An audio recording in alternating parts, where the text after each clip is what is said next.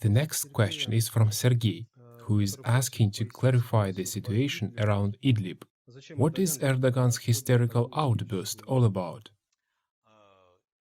Do not interfere with Comrade Erdogan, and God willing, the Anatolian Federal District will become a part of Russia during our lifetime. Why is Erdogan hysterical? He has a zugzwang.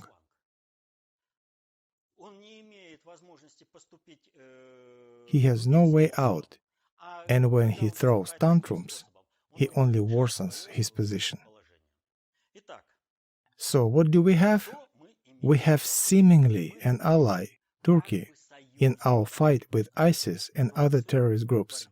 In this regard, Turkey opposes Iran, which was planned to be the center of governance concentration and was supposed to wipe off Turkey as a supporter of world terrorism, following ISIS. In other words, the original plan was ISIS would blow up Turkey first, and then Iran arrives and establishes quote-unquote true Islam in the region. Then Iran advances to Europe, setting up true Islam in the form of European Islamic Caliphate. But the devil is in the details.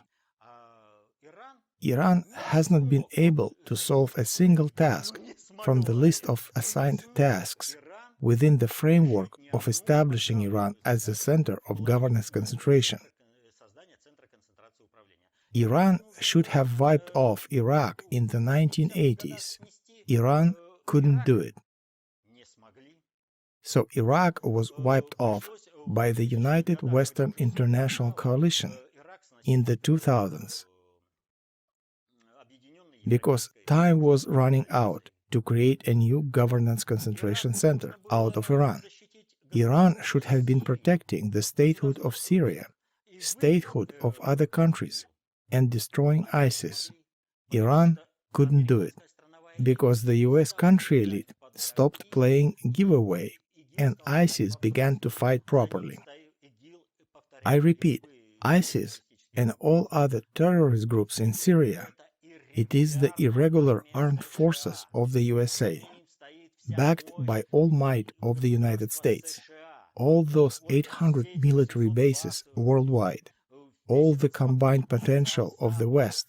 Iran just couldn't cut it, because the conceptual basis on both sides is the same. Russia can oppose ISIS because we are based on a different conceptual basis, and for Russia it is a completely different war. This makes many nervous. They wanted Russia to play by the same rules as the West. What should Russia have done according to Western rules? Russia should have destroyed ISIS and left the region to Iran to collect all bonuses, so Iran would have become golden. And Iran, by the way, is constantly trying to position itself as a host authority in this region. But Iran is having less and less luck with that because of one simple reason. Russia factor presents an impassable barrier for it. Why did the global elite agree to Russia's destruction of ISIS? Because Iran failed to destroy ISIS, which was, I repeat, backed by the USA. There was a need for a third power. This third force is Russia. The global elite calculated that Russia would overstrain itself in Syria, same as had happened to the Soviet Union in Afghanistan. The victory would be transferred to Iran, and Russia would start dismembering into a number of souvenir states. Iran would become the center of governance concentration. Simultaneously, a migration wave would blanket Europe, destroying European states. Then Iran would arrive and establish European Islamic Caliphate. Brexit is destined exactly for that, triggering the destruction of Europe. That was the plan. And Turkey was constantly trying to play its own game. Remember how Russian aerospace forces were destroying ISIS convoys of oil tank trucks heading to Turkey? There were oil pipelines and convoys of oil tank trucks. It was a big business project with big money. Remember how Erdogan was freaking out. I will protect. I will do whatever I want. Convoys of oil tank trucks were bombed to dust. Oil stealing was stopped, and Erdogan didn't do anything. He can do nothing. He can only swagger. Why did he swagger? He doesn't regard Russia as a subject of global politics. Moreover, there is no such wild thing that Erdogan won't do towards Russia. It is a problem of all these national elites of post-Soviet territories, or such countries as Turkey. They don't consider Russia to be a subject of global politics. They don't pay attention even to Macron. Despite Macron originally having been brought to power as a US country elite marionette, the global elite managed to intercept governance over him in many aspects, but not completely. That is why Macron, in general, says that the West must have certain relations with Russia, because, as it turned out, we didn't understand what the resource potential of Russia consists of. While we are figuring it out, Russia must solve our tasks of stabilizing the world and drain its resources while doing that. Then we will finish Russia off. In general, that is an everlasting Western plan for Russia. Let's recall the Great Patriotic War, World War II. Let's go, Russia, destroy Hitler, destroy Japan for us, and we will pay you back with nuclear bombing and a war. Operation Unthinkable. There should be no illusions regarding our quote-unquote partners. They are always just like that. But the worldview and mental outlook of small-town politicians, such as Lukashenko, Zelensky, and other leaders of post-Soviet states, won't let them accept Russia as a subject of global politics. Except for one. I won't announce his name to avoid unnecessary problems. Only one clue. He appears to be a worthy son of his father. They race towards Euro integration. Wherever else, they see that European ship is sinking, but to have a chance to jump into this sinking ship is a heavenly dream of all these Euro integrators and small-town politicians. Why do they act that way? They think that Russia and Putin will be defeated by a coup inside Russia. They are corrupt elite, and they deal with the same corrupt elite inside Russia. Why does Lukashenko keep making outrageous statements? Because he contacts and has business with those elites which plan and keep pushing for this simmering state coup.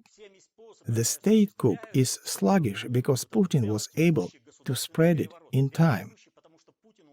That is why specific segments of this coup are handled one by one, each in appropriate time.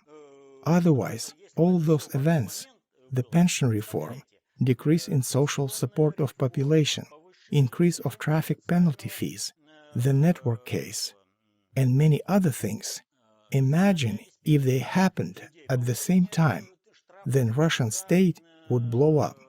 But Putin has spread all of it in time and is solving each task in due time. As a result, enemies of Russia will not succeed in accomplishing a state coup and destroying Russia, regardless of higher school of economics intentions to spin off the network case. No matter how hard it tries, no matter how it puffed up, they won't succeed, but they all reveal themselves. The same Lukashenko thinks that Putin is just a temporary inconvenience. Putin will leave and everything will get back to normal. Russia again will serve as a raw material appendage for the US country elite. And Erdogan thinks the same. He doesn't perceive Putin and Russia as forever. Erdogan needs to obtain certain benefits from cooperation with Russia now, but solve his task as he sees it of building a neo-Ottoman empire. This is important for Erdogan. For this reason, he got involved in Libya. He needs to build a neo-Ottoman empire. He doesn't understand that he's short on resources. He got a feeling that he might need Russian resources, but he thinks that Russia will vanish, and then he will get everything he needs. That is not going to happen. He is dead wrong here, dead wrong. And Erdogan found himself in a very jiggly situation here. So I remind you that the chain of events that led to Erdogan's hysteria today began in October 2019, when Erdogan signed the Memorandum of Understanding between Russia and Turkey. According to that memorandum, Erdogan is obligated to solve a problem with terrorists in Idlib. He pledged to do that. He can run his mouth for the internal audience, but Putin will show him his obligations. You have committed to do it and fix the situation. Erdogan signed the memorandum and decided, I have bigger problems in Libya. I have got involved in Libya, but I am short in human resources. I need a fighting force there to fight on the Government of National Accord side. The Government of National Accord is a terrorist organization by the fact of it opposing another side of the Libyan conflict, Haftar, or Libyan militia, which is recognized, by the way, by the UN. The Government of National Accord is a terrorist group, which is managed and supplied by the West. This government is supported by the Turkish military force. Haftar, by the way, is not a Russia's puppet. He is Libyan owned. Even if he receives help, military, technological, or military advisors from Russia, it doesn't mean that Haftar is on Russia's side. We understand that Haftar is an absolutely Western politician. He grew, developed, and directed to the West. But does terrorism problem in Libya need to be solved? Yes. Does the order need to be re-established in Libya? Yes. That is why Russia works with Haftar. Haftar is not a terrorist in contrast to the Government of National Accord, but Erdogan works with terrorists only. So Erdogan encounters a problem. He thought, I will promise Putin. So what? I will transfer ISIS fighters from Syria to Libya by plane. Newly arrived fighters received a warm welcome in Libya. The convoy was atomized, only 4 people survived. The airfield was destroyed, along with a good number of Turkish officers. Timing is significant here. Haftar killed Turkish officers when Turkey just announced the decision to enter Libya. And these dead Turkish officers at the airport, at the military academy, where did they come from? They had arrived illegally before the Turkish parliament decided that Turkey should be present in Libya. This was the message to Turkey. If you send more fighters, they will share the same faith. The message was loud and clear. After the convoy was annihilated, Haftar said, why on earth should we deal with these bandits here? They are Turkish bandits. Deal with them there. Also, Haftar said, should one more plane with terrorists arrive, we will shoot it down, and we don't care about your cries about terrorism. Can you imagine? Turkish planes full of ISIS fighters, managed by Turkish crews, are flying to Libya. Over Libya, planes are shut down. First of all, about 300 ISIS fighters per plane would go to the Houris. At the spot, there is no need to fight them on the ground. Secondly, Turks would have to do some explanation at home. Planes destroyed, crews are dead, a lot of problems. Naturally, the transfer was halted immediately. Erdogan can run his mouth. It doesn't help him politically in any way. But the transfer was stopped, because otherwise Erdogan would have such problems at home as nobody's business. Haftar solved his task, but Erdogan got only a headache. What is the transfer of ISIS fighters? They are dispersed over certain territory. To make a transfer, they need to be crowded together. They are gathered, but the transfer is halted. So the situation arises. Some explanations must be given to fighters. Fighters themselves must be put somewhere. They cannot go back. Syrian forces have already taken territories abandoned by ISIS. They cannot go forward to Turkey because they will blow up the whole country. The problem must be solved somehow here, at the spot. But what would be a solution? The conflict was of such scale that several Turkish officers in charge of contacts with ISIS fighters were killed. Well, tough guys, one word led to another. One side for the Great Turkey, the other side has nothing to lose at all. Go to hell, you gave us weapons, and you will continue to do so. If not you, then somebody else will give us weapons. Shots fired, officers dead. Erdogan, naturally, must penalize those who dare to raise arms towards Turkish officers. Here you are. Bomber planes, artillery, penalizing. But here is the next problem. It may lead to a war between terrorists and Turkey. Turkey already has one huge problem with Kurds. Turks don't need an ISIS problem in their country. Who would give ISIS weapons and money? There are a bunch of candidates. How to manage this situation? The explanation for ISIS: it was not Turkish artillery that shelled you, it was Syrian artillery. It wasn't Turkish planes having bombed and fired rockets at you, it was Russian planes. You need to go there and fight Russia. But ISIS fighters and all terrorists, it is only manpower, which needs to be provided with tanks, artillery, other equipment. So here come Turkish convoys. But Russia knows that it is ISIS convoys.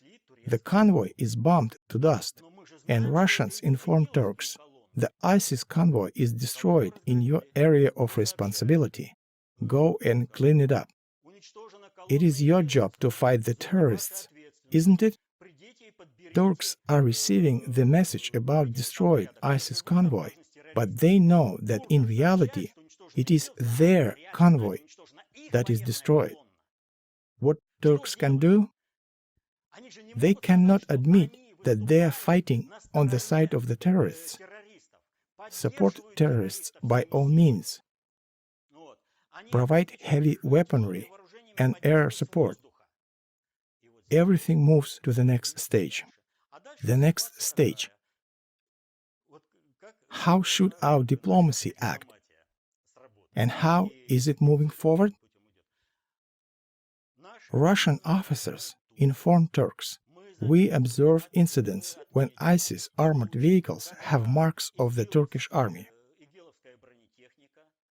This is a warning. The next time such vehicles will be destroyed. Oh, do you have Turkish officers there? Does it mean that you have ISIS sleeping cells in the army? So you sort it out then. The next step.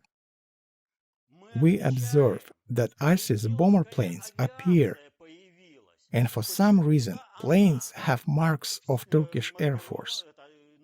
We shot down several of those ISIS planes. Oh, those planes were yours? So you sort out ISIS sleeping cells in your Air Force. Thus, any armored vehicles, military planes of Turkey will be destroyed on a legal basis as armored vehicles and planes of terrorist groups. What is next? To start a direct war with Russia? That means openly fighting on the terrorist side? But for Erdogan, it is an absolute disaster. Simply a catastrophe within Turkey itself. He is already using the army to support terrorists in a war against the legitimate Syrian government.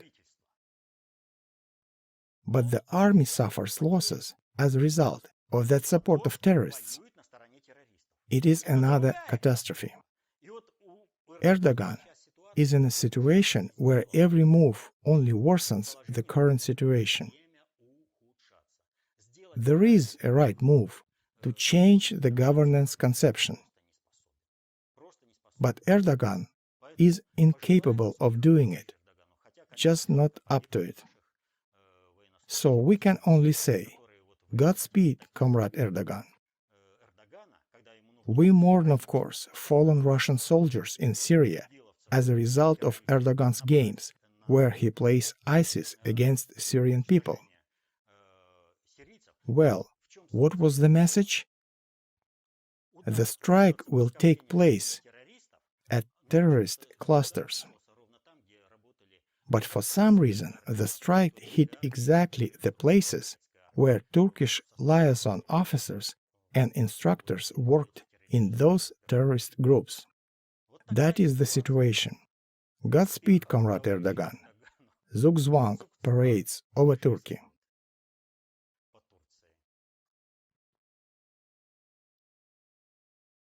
That was the last question. I'd like to remind one more time, in the beginning of our session, you have mentioned the publication of our new work, Introduction to Analytics, in Russian. The publication is available on our website and will be available in our groups on social networks. You can download and read it. Thank you. Well, all that is left to do is to say goodbye. You have to understand that the issues that we discussed today are not fully described here. There is no such analytic or guru who can give full understanding. But this understanding will be given to you if you master analytical skills, if you become conceptually powerful yourself. It means that you would know how complex social supersystems are governed, and you yourself would be a subject of governance within those systems, but not an object. In other words, you won't be a victim during the fight, but an active, conceptualized fighter. You can do all of it only if you master the knowledge of governing complex social supersystems, the knowledge provided in thick books by Internal Predictor of the USSR, published prior to June 2018. Books of the Foundation for Conceptual Technologies also will provide reasonable help in this understanding. Introduction to Analytics has been published. Read.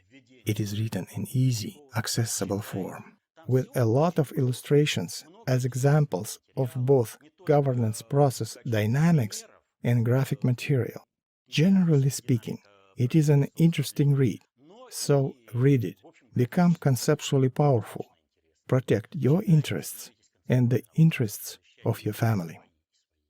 Peaceful skies over your head. Until next time.